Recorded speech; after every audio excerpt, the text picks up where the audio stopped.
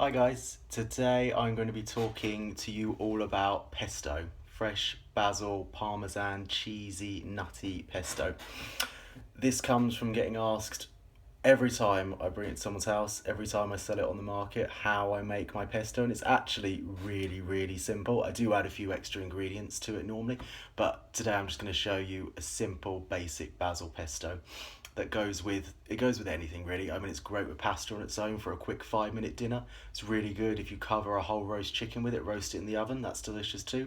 Really good on white fish, anything. The list is endless really, and it's so quick and easy to do. Generally as well, when you're cooking for children, there isn't really a child I know that doesn't like pesto, so if you stick pesto into anything, you're guaranteed to get them to eat it really.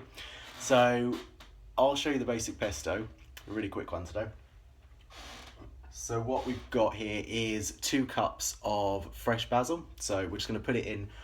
I've got a Vitamix. If you've got a food processor, that's fine. You can put it in the food processor. It comes out the same texture. Or if you haven't got either, you can do it in a pestle and mortar. You just need to bash it around a little bit more. Pop that in there, as it goes everywhere. And I've also already chopped half a clove of garlic that's in there too. So a lot of recipes say you need a clove of garlic for this amount of basil. I personally think that's a bit too strong, so I use half a clove. If you do like really punchy raw garlic though, add an entire clove, it's entirely up to you. And then what I've done is I've also toasted off about 2 tablespoons of pine nuts. So we're just going to add those on. You don't have to toast them if you don't have time, but what it does is it gives it that really intense smoky flavour that is delicious and completely different to what you'd get if you bought, say, a supermarket brand of pesto.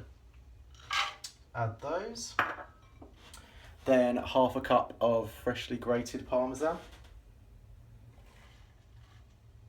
I think people think pesto is more complicated than it is because it is such an intense flavour, and it gives that to the dish that you add. You think it must be more complicated, but essentially it's just an amalgamation of lots of different ingredients that you blitz up. It takes next to 5 minutes, near enough 5 minutes, sorry. And then what I've got here is not a glass of wine, although I can see why you think that.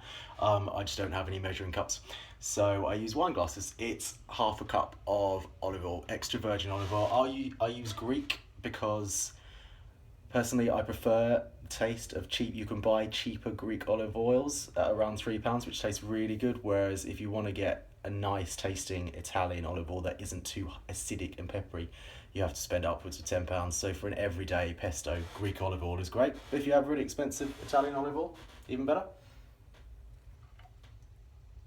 There we go. And the noisy part. So now all you need to do in whatever instrument you're using is whiz it up.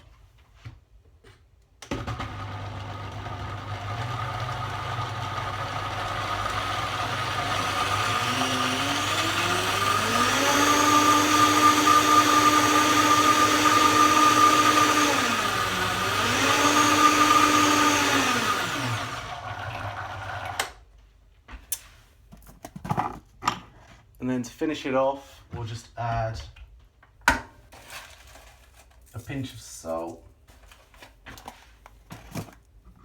and a bit of black pepper. Remember, the parmesan is already really salty, so you don't want to add too much salt to it, otherwise it'll be like eating the sea.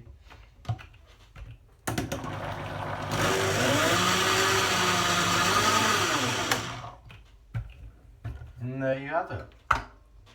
Let's pour it into a bowl so you can see.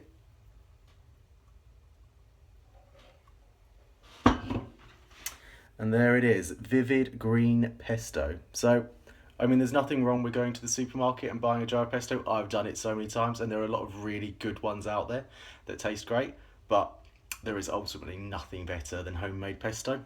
You just get that real fresh, authentic Italian taste, and it literally takes 5 minutes. So if you've got time, 5 minutes, you can boil the pasta at the same time, add it to the pasta, you've got dinner in 10 minutes. It's great. So, thanks guys.